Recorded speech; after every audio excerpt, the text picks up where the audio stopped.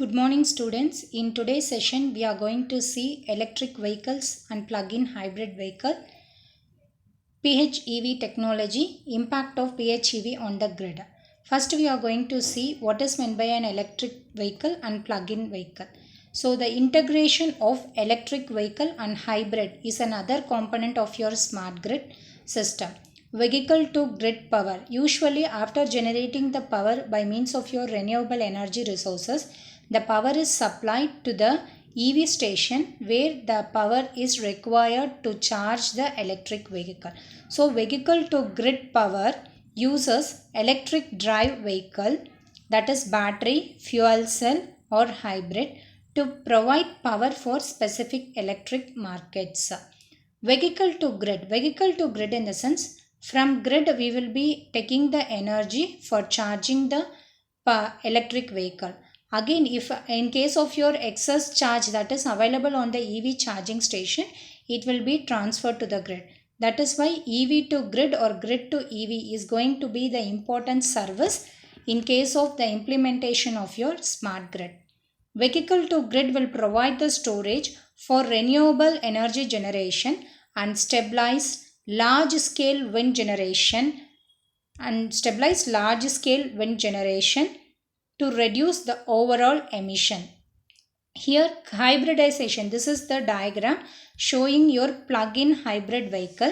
So in this hybrid of your electric vehicle and connection to grid will overcome the limitations of their use, including cost, battery size, weight and short range of application.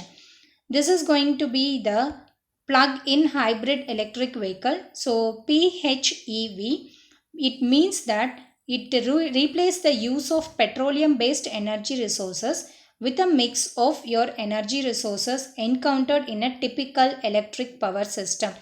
With the use of this PHEV technology, it reduces the overall emission. When you see over here, you have a battery charger where the battery charger will charge it by means of the plug point. The plug point will receive the power from your grid and it is going to be the stand. Here energy storage system, we have used a n number of batteries either in series or in parallel depending upon the power requirement.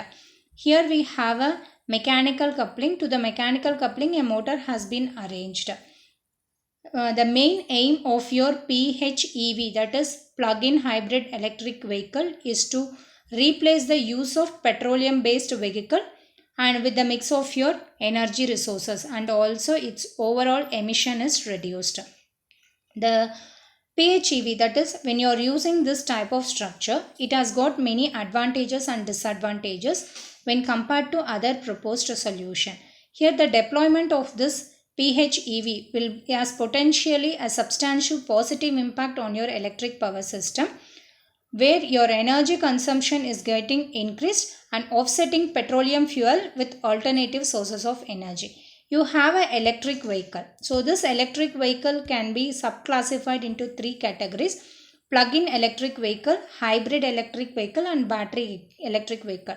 The difference is in all the three electric vehicles will have a batteries. In case of plug-in hybrid electric vehicle, we have one charging station. In addition with the combustion engine, electric motors is also available and you have a charging station. Whereas in case of hybrid electric vehicle, you have a gas tank, batteries, electric motor, combustion engine, regenerative braking. So it doesn't include the charging of the battery, but it will try to run with the help of your battery. And also in addition with the battery, the other sources is also attached in case of your hybrid electric vehicle. In case of your battery electric vehicle, only the battery will be used for supplying power to the motor, whereas here the battery, gas tank, everything it used to supply power to run the engine. Therefore, your PHEV offers more advantages and also it has got certain disadvantage when compared to your proposed issue. Now, when you consider the electric vehicle, it uses one or more electric motors. The motor, whatever we are using it over here, it may either be a traction motor for propulsion purpose. So, an electric vehicle is powered through a collector system by electricity from off-vehicle sources, or it may be self-contained with a battery of solar panel, fuel cells and electric generator as shown over here to convert the fuel to electricity. Also this EV include, and it is not limited to road or rail vehicles, surface and underwater vessels. It all can also be used for electric craft and electric spacecraft. The configuration of your plug-in HEV is shown over here. Now, when you are considering the plug-in, here you have a charging point where this draws power from the grid, EV to grid service or grid to EV service. In case of your, why we are going for this plug-in hybrid electric vehicle in the sense, when you are going to consider a modern internal combustion engine, which is available in the ordinary car, it has been the dominant propulsion method for motor vehicles. But the electric power has remained a commonplace in other vehicles such as trains and small vehicles of all types.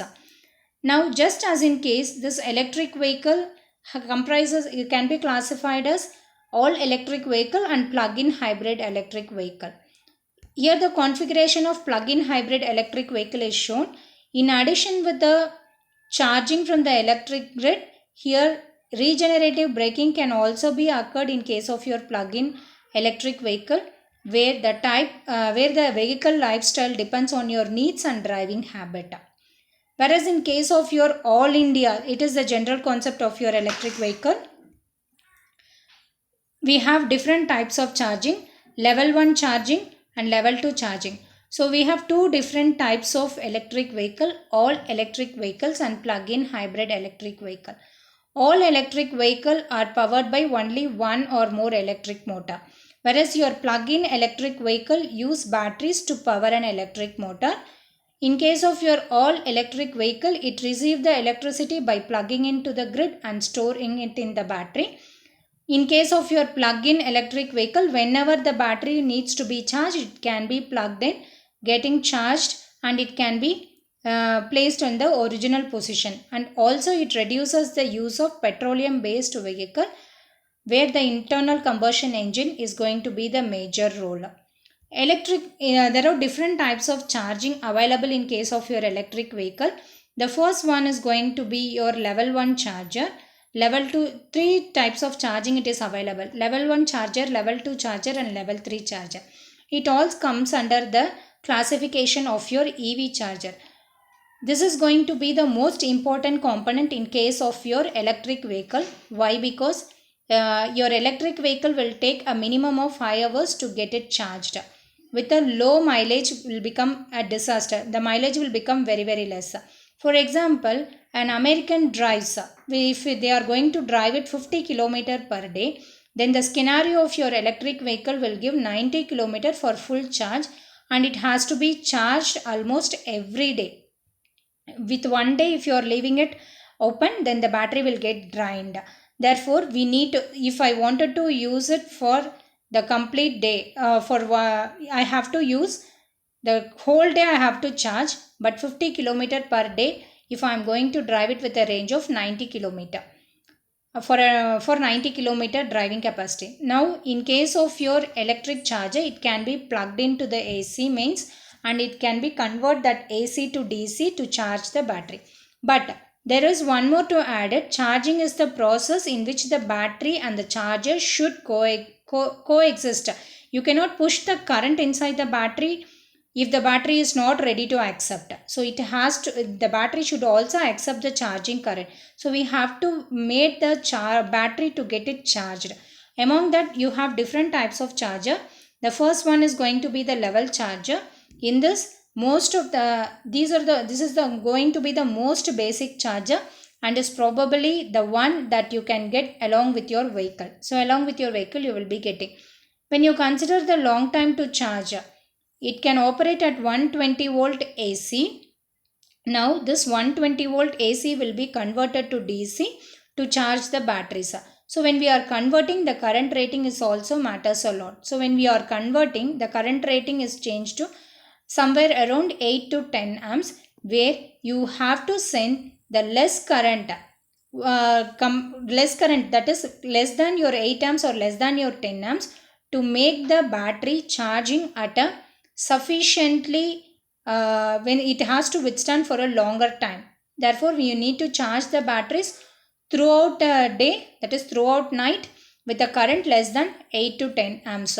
So on positive side, this method will improve the life cycle of the battery and also our charging current. So state of health is going to be the important factor when you consider the battery life cycle. On positive side, this method will improve the life cycle of the battery since the charging current is going to be less. Next one, level 2 charger. This is the second type of charging method available in electric vehicle. Compared to level 1 charger, the level 2 charger is going to be bit fast because it will operate at a higher voltage, whereas in case of level 1, the operating voltage is 120 volt AC, whereas in case of level 2, the operating voltage is going to be 240 volt or more than that. Therefore, you have to use a current rating more than 40 amps to 50 amps, whereas the current rating in case of your level 1 charger is going to be between 8 to 10 amps. In case of level 2, the current rating is going to be 40 amps to 50 amps. Therefore, this type of charging will make the vehicle to get charged fast. It is like a C-type adapter in our mobile. The third type of charging is level 3 charger. Level 3 charger is like a game changer. You can use this particular charger as a supercharging technology or fast charging technology. Now you can consider a vehicle having 60 percentage and the total capacity is within 30 minutes. Now what we have to do is, on the downside, you have to push the battery to charge by supplying a current of 100 amps. That is, it is just like your instant charger. Putting the charger, making it to charge it at a faster rate by supplying high amount of current. At that moment, here your battery, you can make it to charge it by 100 amps for a Tesla. The battery inside would feel like taking a crash course all year. So eventually the lifetime of the battery is reduced. Why? Because we are forcibly supplying a current greater than the current where the battery cannot withstand, and in order to make the charging fast, we are supplying more than the rated current. Hence the lifetime of the battery, that is SOH, state of health of the battery, is going to get reduced. Therefore, this type of charging is not accepted in case of electric vehicle, but still wherever we need charging at an emergency condition, you can go for this type of charging. Next one is going to be your PHEV technology. In PHEV technology, you have a vehicle to grid and grid to vehicle power conversion. So throughout this vehicle to grid power, a parked vehicle can provide power to the grid as a battery, electric fuel, fuel cell, or even a plug-in hybrid vehicle. Stored or unstored energy that utilizes at night or during off-peak times can be used to support the vehicles in case of extreme emergency condition, like in case of like a level 3 charging. It can be used at the extreme emergency condition, and also, for example, a significant decrease in oil supplies a sudden rise in oil prices. Therefore, it should be noted that your electric drive system are considered 70% efficiency. For example, first generation plug-in hybrid vehicle can travel up to 3 to 4 miles per kilowatt hour or 75% per gallon of gas. Each PHEV vehicle will be equipped with a connection to the grid for electric energy flow. A control or logical connection is given that is necessary for the communication with the grid operator and onboard controls and metering. The schematic diagram of power line and wireless communication between your grid. EV to grid and grid to EV connection is shown as shown over here. It is your charging station where this is receiving power from the power generating station. The power generating station can either be the integration of your renewable energy source with the conventional source. The power is given to the pole. From the pole, your charging station is going to receive the power, where n number of cars can be charged in this charging station. This is general structure of your power line and wireless communication between the EV to grid. Impact of EV onto the grid. So PHEV, when you are expected to take 10% of the US market share of new vehicles sold in 2015, 50% of the market share by 2025. Utilities have become concerned with the number of PHEV coming onto the market because there may be insufficient supply for increased demand and resulting from additional load. When you are considering this EV to grid and grid to EV, here the impact is going to be the electricity flow throughout the grid from generator to the end user. While unused energy will flow back to your end users, and as shown by the line, here we will be getting two arrows. One will be charging the battery, another one will be the discharging the battery.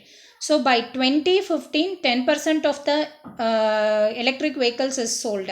By 2025, the US is expecting to sold a electric vehicle of 50%. And also you have to consider the utilities, that is concerning your PHEV coming into the market with the latest technology. By 2040, the addition of your PHEV battery charging in United States will increase the existing load by 18%. So unfortunately, if you are increasing the load, it causes a voltage collapse, and 96% of your nominal voltage, it causes a voltage collapse up to 96% of the nominal voltage.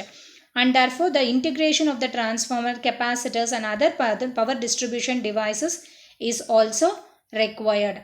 Now it will be critical to study the trends on the daily PHEV power usage and average power consumption over one day to determine the impacts on the grid. What are all the different sources that is going to get impact on the smart grid? What is the market rating? What is the power rating? When the power is getting distributed, how the energy management is going to take into the picture? While charging and discharging, what should be the environment and economy? And park driving level will coincide with the existing and the yearly of end of your peak hours when users are walking up and heading work, and when they home having supper and so on. So during peak hours, the necessity is increased, and the energy for charging and discharging and the energy required to charge the PHEV is required at high peak demand.